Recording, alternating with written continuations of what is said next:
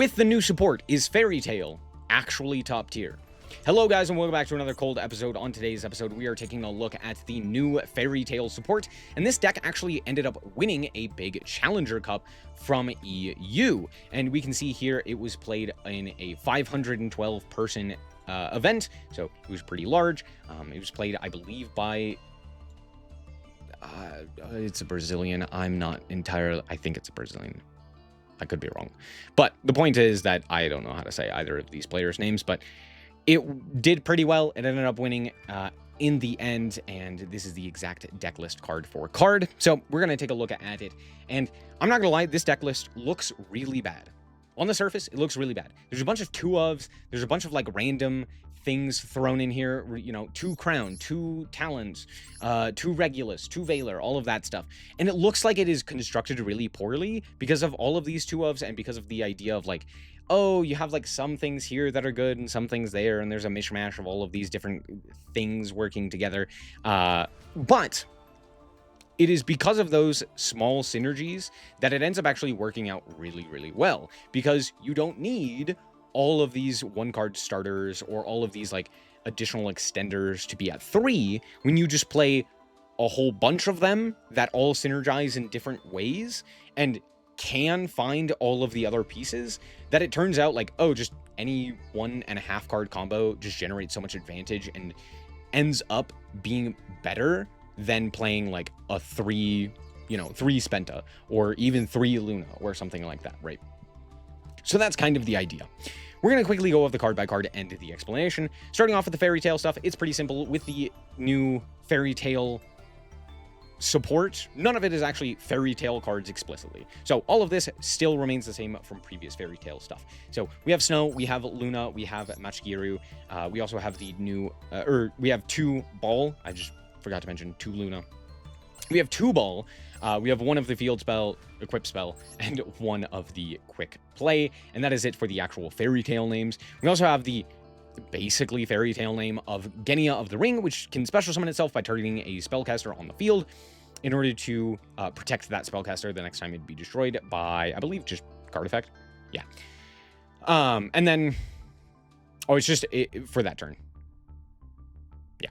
And then if it's tributed or banished to activate a spellcaster effect, you add it back to the hand. So if you banish it off of a Snow, you can add it back to the hand. It's pretty good, and notably, it's a level 4 spellcaster, which allows you easier access to Wick Cat, which is nice.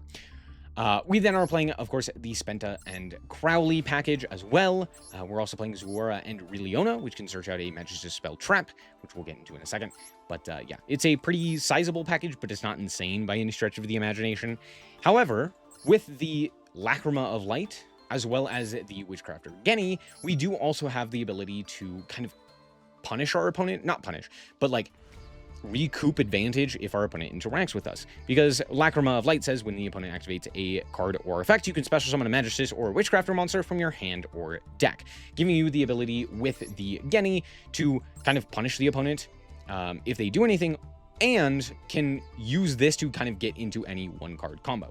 Because you use Lacrima of Light, you send the Genny banishes it using the second effect, because it doesn't need to actually activate. It doesn't need the activation condition. It just copies the effect. So you special summon a Magistus or a Witchcrafter, and you can special summon a myriad of guys, notably either Zuora or Riliona. Riliona getting back another one of these spells. And since you haven't used the second effect, you've just copied the effect, you can still use it. It's very nice, and it's a lot of synergies off of like 1 card. But it goes through a whole bunch of different guys. It's very clunky, but it works really well. Then we have the new Regulus of Endymion, as well as the new Vere of Endymion, as well as the new Empire of Endymion, which basically just give you a whole bunch of guys. Like this guy can special summon a guy by revealing, and then it adds Empire, and then Empire can add Vere, and Vere can special summon itself because you activated a spell, and then on top of that, if it's special summoned, you add another one of these guys. It's nice. On top of that, we are also playing Instant Fusion, just as a way to get access to some of our level 4s. And that's pretty much it. Let's hop into the replays. Oh, sorry, extra deck real quick. The extra deck is actually pretty important. We are playing the standard Fairy Tail stuff. We're also playing Borreload Savage, Invoked Mechaba, because you can summon it off of Crowley, and we're also playing a small package in here with Summon Sork and Akashic that allow you to go Summon Sork, summon a spellcaster from your hand, to the zone it points to, and right below it, you can summon Duel or Valor, and then use Akashic Magician and another spellcaster, or just anything, to be fair. I guess it is a spellcaster, but in order to bounce the monster you just special summoned to the opponent's field, and the monster you special summoned to your field, whether that's Duel or Valor, back into the hand. So you basically get all of your advantage back, and you just get to search out one of your hand traps, one of, a really powerful one in that of like Duel. So it's pretty solid.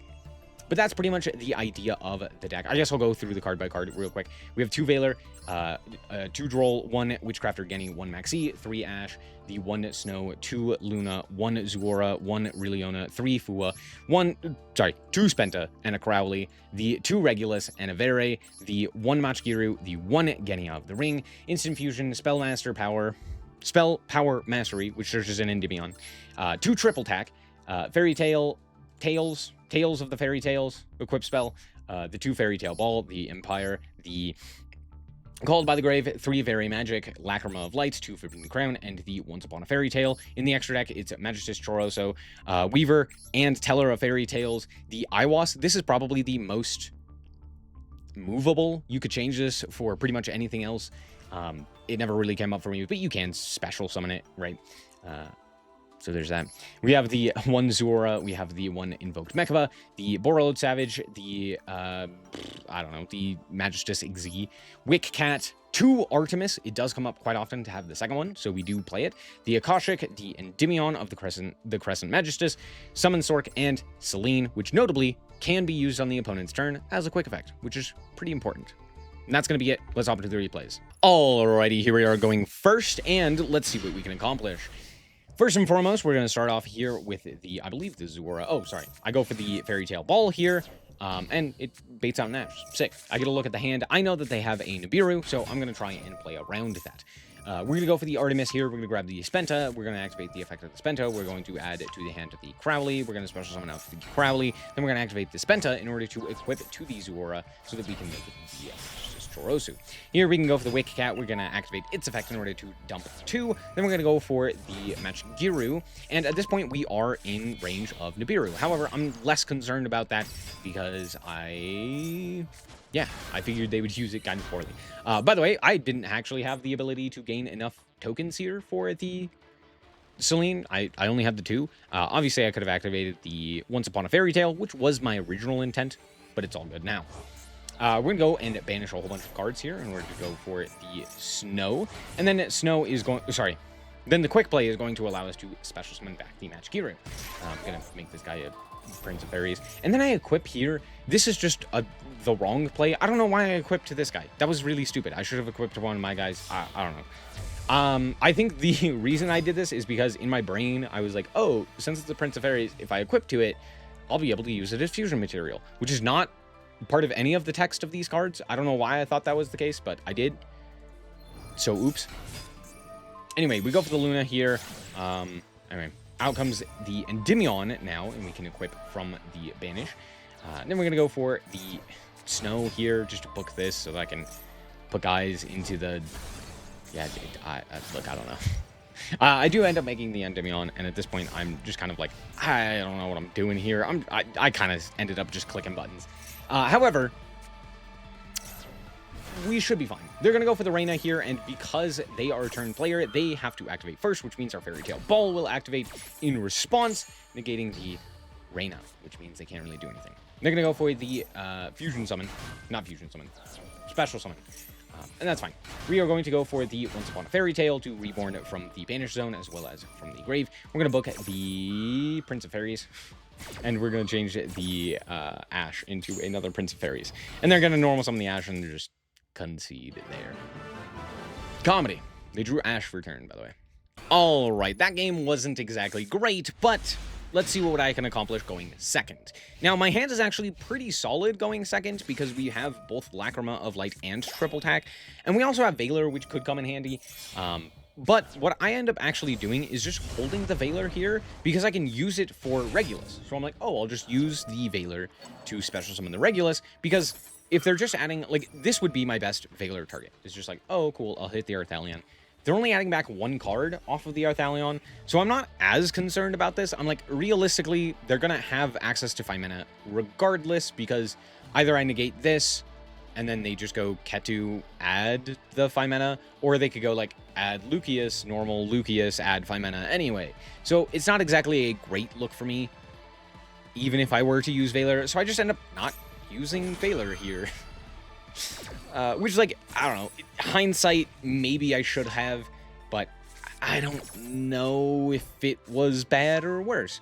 What ends up happening is this Valor just sits in my hand the entire game. I don't actually do anything with it, because I end up drawing a different spellcaster. So there's that.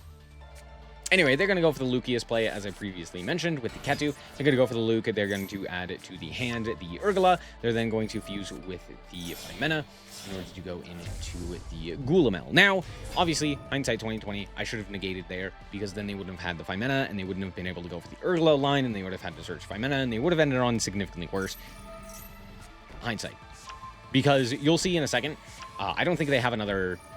Oh, no, they do have another monster, and it's the one monster that you think it is. So we're going to draw for turn, and we're going to go to main phase 1. I'm going to activate the instant fusion, and of course, the last card in their hand, the cockroach. Oh, hip hip hooray. What are we going to do? I'm going to kill them. That's what's going to happen here.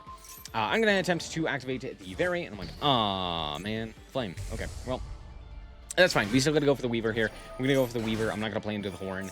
We're going to go for the Magigiru. I'm going to negate the Gulamel effect, which they just allow, which I don't know if that's good or bad, but they do allow it, so I'm like, okay. Anyway, we also changed this guy to a Spellcaster and a Fairy, just because I can. We're going to go for the Luna here in order to, or just search out the Luna here, and then we go for the Regulus here to search Endymion, or Empire of Endymion. Empire of Endymion is going to search the Vere so that we can use it in a sec, but we're not going to use it quite yet. Instead, I just normal summon the Reliona so that it gets negated by Valor. Ah, tragic. That's okay. If you're wondering why I haven't used the triple attack yet, it's because I have a plan for it, and I'm kind of trying to bait out as much interaction from the opponent before using it. So we're going to instead go for Artemis and then link those off into Endymion, the Crescent Magistus. I'm not 100% certain how many hand traps my opponent does have. I know at the very least they have 5 mana, so there's that. But other than that, I'm not entirely certain. Anyway, we're going to go for the Endymion. They're going to go for the Druis Worm here, which doesn't do anything. So, sure. However, notably, it does give them another dragon on their field that they could potentially use to go into, like, Secretarion, which would absolutely kill me here. If they had any semblance of a brain, they would just go Secretarion, and I would die. But they don't. Anyway, we equip the Artemis, nonetheless. They have the Ash for it, so okay. Again, my opponent uses their hand traps and interactions really, really, really, really poorly here, and it's why I am able to stay in this game, and it's why I'm able to win. So, we're going to go for the second Lacrima of Light. They're going to go for the Horn now here for some reason. I don't know what's going on here. Anyway, they put back the Flame, and I go for the Genny here, and they have Sting. We know they have Sting. They set Sting. Just don't use it. Okay. We're going to go for the Zuora. Zuora effect is going to equip the, who is it? This guy, which I'm like, that's A-okay. And then I forget to check, because my time with this deck, like my actual timer, tends to be pretty low. Like, it's a deck with a ton of interaction and a ton of things that you can do, and because of that, I'm still kind of learning all of the, like, intricacies, so the timer really does hinder me quite often, so I end up just clicking the wrong card. So, yeah, I should have hit Sting there. Just missed. So we're gonna go for the Borreload Savage Dragon. I'm like, they could just Sting here, right? And then I don't really get the equip, and then I don't get the negate, and I really kind of need the negate for that 5 mana. And they allow me to equip and get the counter. And I'm like, what is happening here? What? By the way, I had 1 Link monster in my grave. 1. So I don't know what's going on there. Anyway, we do end up going for the Choroso here in order to then just give us additional guys. We're going to go for the Magigiru. And I am activating the Weaver here just to make this guy a spellcaster. Again, cutting them off of dragons, it might matter. We're going to go for the Wicked Cat here, activate its effect in order to dump 2. We're going to dump the Snow and the Quick Play. And then, the reason I didn't go for the equip there was because I was like, I'm fairly certain if I go for the equip, they're just going to banish it, and I don't want them to do that. So instead, I will just not, and I'll grab the Once Upon a Fairy Tale, because I don't technically need the fusion. Like, Teller would be nice, but I don't technically need it. Anyway, this time I also negate the, this guy. So, yeah, now everything's negated. We're going to grab Genia here off of the normal summon from Luna, and then we're going to link off into a Selene with many tokens. So, we're going to activate the Selene, we're going to reborn a whole bunch of guys. Or sorry, we're going to reborn a guy, and then I'm going to attempt to steal, which they allow. Fantastic. We steal the Arthalion. I attempt to go to combat. They go for the 5 mana. I activate the Borreload Savage Dragon. I believe they chain in response, so they go for the Sting, and I'm like, oh, yeah, we can't have that. So I go for the Snow. I banish everything so that they don't even get the draw, as well as notably banishing their own Arthalion. Theoretically, Arthalion might have been better here than the Weaver, so maybe I should have banished Weaver. It's hard to say, but I also don't want them to have the Arthalion back, just in case. So I banish it. I don't think it's necessary for damage as well, which you'll end up seeing it's not, but there you go. Anyway, we add back the Genia here, and I am also pretty low on time at this point, so I'm going to kind of play a little bit quicker. But we do attack for quite a bit of damage, and then we go for the Luna to bounce, and then I attack in with the Savage Dragon, and that sends away our guy. And I'm like, that's fine. We're going to go for the Wick Cat. We're going to send away the Snow, which gives us 2 more attacks. So we should still be fine here. They're going to Fua loss because their board is empty. That's fine. Unless they have Ghost Bell, we should be okay. So we're going to attack with the Wick Cat, and then I'm going to banish a whole bunch of cards in order to special summon the Snow once again. To be fair, Ghost Bell also wouldn't have done it because we could have just banished the field again, but it might have cost me due to time. But hey, we did it there. We combo killed. Attacking directly, kind of. I don't know. Interesting. Good game. Alrighty, and here we are up against a loser, for lack of a better term. Ew. Gross. And of course, they're a branded player. Ew. Grosser. We are going second. Luckily, we drew the Fua, which does end up having them just, like, have a stroke. They just can't fathom playing around Fua. So they add the Fallen, activate the effect. They're going to send a guy. I'm like, sure. They're going to special summon a guy. They're going to go for the Aluber, and Aluber is going to search Fallen and the Virtuous. Now, keep this in mind. Not a terrible play, but also not great, because you already have Albion, so it's like, okay, kind of clunky, but sure, okay. You do you. Sure. Then they go for the Link Summon, or Synchro Summon, and then they show Ecclesia, the Dogma variant. And I'm like, what was the point of searching Fallen and the Virtuous if you had the Dogma version in hand? Why would we do this? And the answer is because my opponent is stupid, obviously. So they add another Fallen and the Virtuous. They're going to activate its effect in order to send a card. Notably, they do send the Dragon that Devours Dogma, which isn't terrible because now they can add the not quick play.